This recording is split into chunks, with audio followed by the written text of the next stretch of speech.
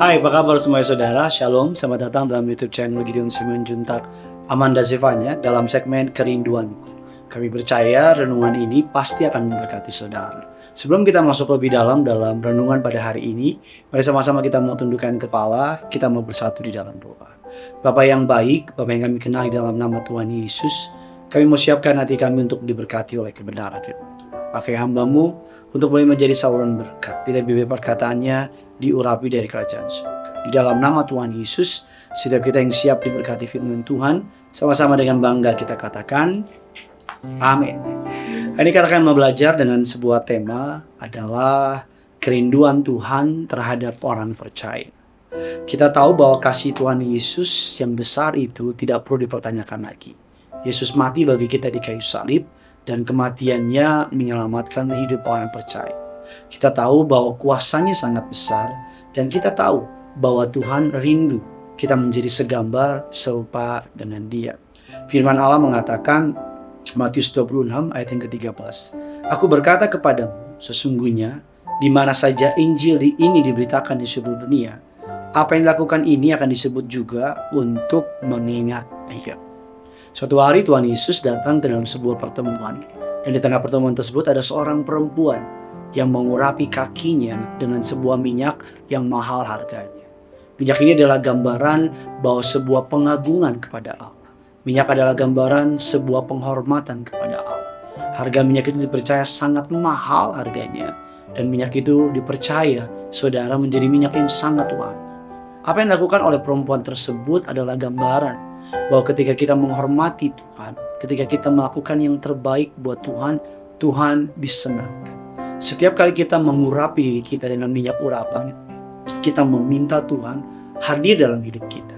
Kita meminta tuntunan Tuhan ada dalam hidup kita, dan minyak tersebut akan masuk ke dalam hidup kita. Pengurapan itu masuk ke dalam hidup kita dan akan menjadi ukupan yang menyenangkan bagi Tuhan. Kita akan mempelajari apa saja kerinduan Tuhan terhadap orang percaya. Pergumulan apa yang Tuhan hadapi atau yang Tuhan inginkan terjadi berubah dalam hidup kita. Pergumulan yang pertama adalah banyak orang-orang percaya kurang mengucap syukur. Tuhan rindu membangun sebuah generasi yang limpah dalam ucapan syukur. Tapi hari-hari ini ada banyak orang udah diberkati banyak, masih aja gak mengucap syukur. Udah ditolong banyak, masih aja gak mengucap syukur. Udah Tuhan bela, udah Tuhan angkat, masih aja kurang mengucap syukur. Tuhan mampu sembuhkan apapun penyakit kita, tetapi apakah kita bisa bersyukur dalam hidup kita? Seringkali kita lebih melihat apa yang belum Tuhan jawab daripada apa yang belum Tuhan jawab. Seringkali masalah kita membuat kita lupa untuk mengucap syukur. Sikap yang tidak mengucap syukur ini adalah menjadi sebuah hal yang tidak menyenangkan bagi Tuhan. Lukas 17 ayat 17 mengatakan demikian. Lalu Yesus berkata, bukankah ke-10 orang tadi semuanya telah menjadi tahir? Di manakah yang ke-9 orang itu?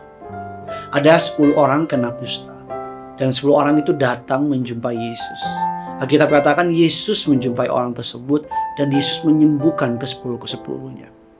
Bahkan Alkitab mengatakan dari ke-10 orang tersebut 9 orang adalah orang Yahudi dan 1 bukan orang Yahudi. Harusnya yang tahu firman yang paling cepat mengucap syukur. Tapi Alkitab mengatakan 9 orang Yahudi itu gak balik mengucap syukur, 1 orang asing yang mengucap syukur. Kurang mengucap syukur adalah hal yang perlu kita hindari. Tuhan rindu kita menjadi generasi yang limpah dengan ucapan syukur. Yang kedua, kerinduan apa yang Tuhan miliki, yang Tuhan gak suka dalam hidup orang percaya? Yang kedua adalah tidak tulus. Tuhan rindu membangun generasi yang tulus. Generasi yang bukan apa mau, apa ada apa di balik udang, atau ada apa maunya, tapi apapun yang terjadi melakukan dengan tulus. Gak ada tendensi apa-apa, gak ada maksud di balik itu. Tuhan bisa memakai siapapun dan apapun untuk menjadi pekerjaan. Tapi Tuhan mencari orang-orang yang tulus, yang tidak membeda-bedakan muka, yang tidak membeda-bedakan orang lain. Firman Allah mengatakan tuaian memang banyak tetapi pekerja sedikit. Karena itu mintalah kepada Tuhan yang mempunyai tuaian supaya ia mengirimkan pekerja-pekerja untuk tuaian itu. Ketika kita melayani orang, biar kita melayani orang bukan dengan memandang rupa. Kadang kita hidup di generasi yang kalau orang kaya, orang punya jabatan, punya posisi, mendapat privilege lebih. Tapi di dalam konteks kerajaan surga, Tuhan kita mau kita tulus. Tidak memandang rupa, tidak memandang jabatan dan posisi, dan melakukan for the glory of God. Tuhan rindu membangun generasi yang tulus. Yang ketiga, di bagian pertama ini, kerinduan apa yang Tuhan miliki terhadap orang percaya. Yang ketiga adalah Tuhan rindu banyak generasi hari-hari ini yang mengalami kemerosotan iman. Imannya turun. Otomatis kalau imannya turun, maka moralnya juga turun. Maka hidupnya jauh dari kata kebenaran. Iman memiliki peran yang sangat penting di mata Tuhan. Ketika kita berdoa dengan iman, Alkitab katakan maka gunung pun sanggup beranjak.